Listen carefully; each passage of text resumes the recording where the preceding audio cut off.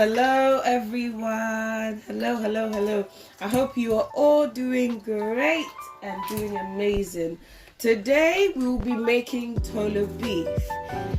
It's a Ghanaian type of meat which is salted and can be used for different types of foods. So you can use it to cook oil rice. In Ghana we say anwamo, which is oily rice or oil rice or however you choose to call it, but it's a rice dish used to make. Okay, so I have just washed my beef. This is beef, okay? You can get it from Asda, Tesco, from the market. It doesn't matter, you can get it from anywhere. But this is being washed already, okay? And we'll be spicing it up with some thyme, some basil, some bay leaves, garlic, ginger, and some other stuff to make our Toolo beef, our salted meat, okay, or our salted beef, should we say. I don't know the English name for it. Whoever knows the English name for it should please help me comment in the comment section, okay? In my solution, so my water and my salt solution, I'm just going to be stirring it so that it can melt in the water, okay? I'm still going to be stirring it, so my salt melts in the water, okay? So after my salt melts in the water, I'm going to put my beef into the bucket, okay? You can find an airtight container and make sure there's no air going through with the container, so you can store your beef inside. This will make your beef very well and do it very well in the next couple of days, okay? So for me, I'm going to be checking my beef 3 to 4 days and see how it comes out, okay? So for now we're going to start with 3 days and see how it goes, but I'll let you know as the days goes, okay? My salt has melted beautifully in the water, so I'm gonna start putting my beef in the bucket, okay, or into your container of your choice, any container of your choice, okay? But I choose to use a bucket because that's the container I have and it's convenient for me, okay? So I'm just putting my beef into my bucket. So I'm going to store it for 3 to 4 days and see how it comes out. I'll still let you know how it comes out. I'll show you within the process and what it looks like, okay? So I'm putting all my beef in the water, the salty water. As I said, it depends on how much salt you want, okay? So it's fine, you can use less salt, but the more salt you use, the nicer your beef becomes, okay? But I prefer to use a little bit more salt so that everything has gone inside my bucket. I'm now going to cover it and I'm going to store it in a cool, dry place. You can leave it in your kitchen if you want, but I mean, if you have a storage or a garage or somewhere else you like to keep it, that's fine, but I'm going to keep it in my kitchen so I can be monitoring it within, you know, the process. But I'll keep it in my kitchen to make sure I can see what's going on with the beef, okay? So it's covered now and then it's going to go in the storage in my kitchen. I'm just going to keep it on my desktop. I'm just going to keep it on my desktop. I'm not going to leave it anywhere that, you know, I can't access or I can't see the process going on, okay? So with my second method, or my other method of making Toolo beef, we'll be using some thyme, some rosemary, and some basil. We would also use bay leaves, garlic and ginger, which I made. I only dehydrated the garlic and ginger. I cut it into pieces and dehydrated it. I'll bring up the recipe very soon. This is grains of salim, okay? And this is Ashanti pepper. For my Ghanaians, we call this esrowisa and we call this pepper. So I have dried my beef, okay? I used tissue to damp it a bit so that the beef can be a little bit dried, okay? So for the first process, or for the first procedure, I'm going to use my homemade garlic and ginger powder, which I made by myself, okay? So I'm going to put my garlic and ginger in my beef. Okay, so I have to avoid all these. Okay, so make sure my garlic and ginger goes in my beef. You don't need a lot. You can use 1 spoon of it, about 1 teaspoon of it, just to make sure your beef smells really nice and has that good smell. Okay, so now we'll be mixing it up. So I'll be using my hand to mix the garlic and ginger. I've already washed my hands, so I'm just going to dry my hands and make sure my hands are nice and clean. Okay, so I'm going to massage the garlic and ginger powder with my beef, or to make sure every part of the beef has got it. Okay, so first we would mix it nicely. I am massaging my ginger and garlic powder, yeah, in the beef, to make sure every part of the beef, is coated with the garlic and ginger powder. I'm going to add a little bit of powdered salt, just a little bit, because I've already added salt to my beef already. So I'm just going to add a little bit of it to make sure the salt is enough. Okay, so I'm mixing the salt and the garlic and ginger powder. Yeah,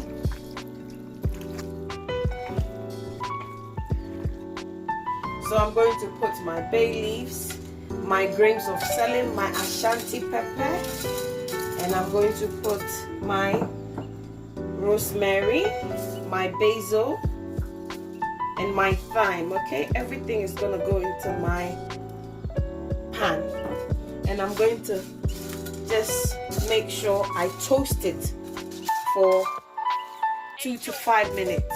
Yeah, I'm going to just toast it just to bring out the flavor, the smell of it before adding it to my beef. Okay, so the fire is on low to medium heat. It's not too high, because I just want to make sure the flavor, it smells really, really good, and it smells really traditional. So I'm just bringing out the flavor of it, okay, before adding it into my beef, just to bring out the smell. Toasting my ingredients, which I've already mentioned. So my basil, my grains of celery, my Ashanti pepper, my rosemary, my basil. I'm toasting it. Okay, I'm still toasting it. So now it's enough. I've toasted it 3 to 5 minutes. I'm just going to put my heat off, and I'm going to add it into my beef, okay, just to bring out the flavor and the smell. Yes, toasting my ingredients. It looks very dark in color, okay. Please do not burn it, okay. Just make sure it goes brown or a bit darker. Okay, this is my tight air container. Okay, so I'm going to store everything in there. I'm going to store my beef in there after I finish putting or mixing the ingredients with the beef. Okay, so I'm going to mix everything here. Okay, just to make sure every part of the beef gets. Oh, it smells really, really nice. The smell is quite different and quite, very traditional, very, very traditional, but it smells really good. I'm still mixing it. Mix, mix, mix, mix.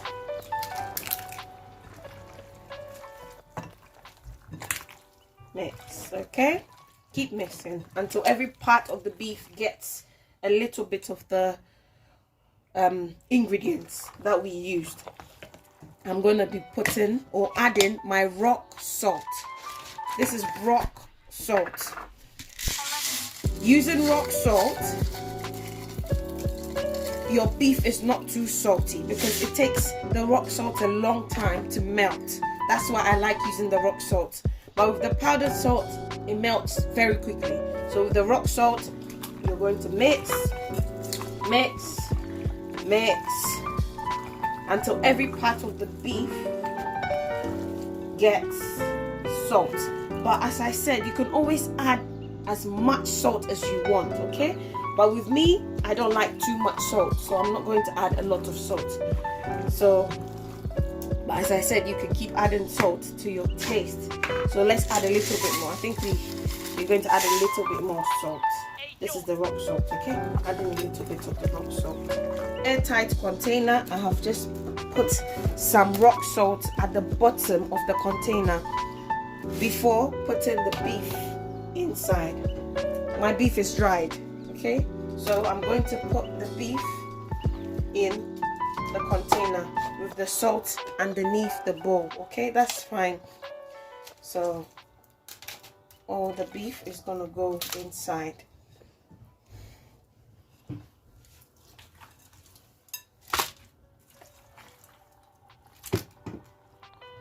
Putting my beef, or arranging my beef in the airtight container. So I'm going to cover it up and I'm going to leave it to turn into Toolo beef for 3 to 4 days. Okay, I'll show you the outcome after. Yeah, so it came out naturally. The pink and the red, or however you might see the color, pinkish red, came out naturally. Okay, so this has been sitting for 24 hours. Okay, so hi everyone.